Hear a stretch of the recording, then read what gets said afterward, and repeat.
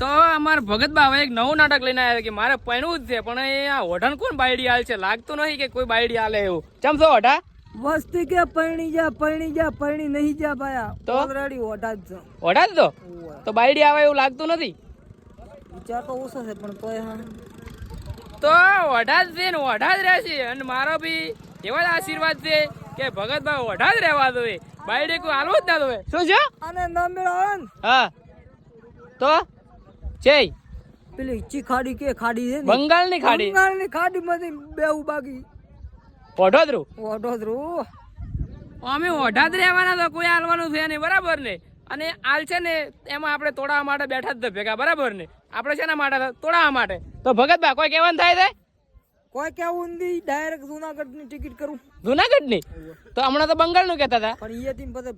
ભાદરો? શીખવું પડશે ને પેલું નકા જીઓ તો હવે શીખવાનું ને બીખવાનું બધું સારું છે ને હવે ઓઢા જ રહેવાના છે કોઈ થવાનું છે નહીં ઓઢા એક દાડો આ બંકો ફરશે રે બંકો જ ફરવાનો જ છે ને ઓઢો કાયદેસર ઓઢો ફરવાનો છે બંકો બરાબર ને તો કોઈ કહેવાનું થાય છે